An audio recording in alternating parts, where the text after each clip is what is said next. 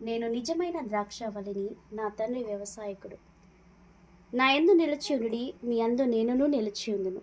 తీగె ద్రాక్షావళిలో నిలిచి ఉంటేనే గాని తనంతట తానే ఎలాగ ఫలింపదో, అలాగే నా యందు నిలిచి ఉంటేనే గాని మీరును ఫలింపరు. ద్రాక్షావళిని నేను, తీగలు మీరు. ఎవడు నా యందు నిలిచి ఉండునో, నేను ఎవని యందు నిలిచి ఉండునో వాడు బహుగా ఫలించును. నాకు వేరుగా ఉండి మీరేమీ చేయలేరు. ఎవడైనాను నా యందు నిలిచి ఉండని ఎడల వాడు తీగ వలె బయట పారవేయబడి ఎండిపోవును. మనుషులు అట్టి వాటిని పోగు చేసి అగ్నిలో పరవేతురు, అవి కాలిపోవును. నా యందు మీరును, మీ యందు నా మాటలను నిలిచి ఉన్న ఎడల మీకేది ఇష్టమో అడుగుడి, అది మీకు అనుగ్రహింపబడును. మీరు బహుగా ఫలించటం వలన నా తండ్రి మహిమపరచబడును. ఇందువలన మీరు నా అగుదురు.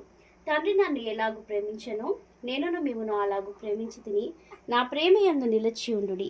నేను నా తండ్రి ఆజ్ఞలు గైకొని ఆయన ప్రేమ యందు నిలిచి ఉన్న ప్రకారము మీరును నా ఆజ్ఞలు గైకొనిన ఎడల నా ప్రేమ యందు నిలిచి ఉండును.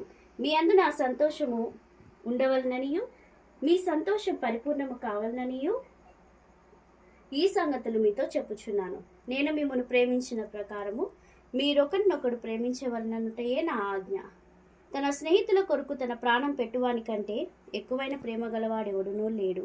నేను మీకు ఆజ్ఞాపించి వాటిని చేసినడలా మీరు నా స్నేహితులయ్యుందురు. మీరు నన్ను ఏర్పరచుకొనలేదు.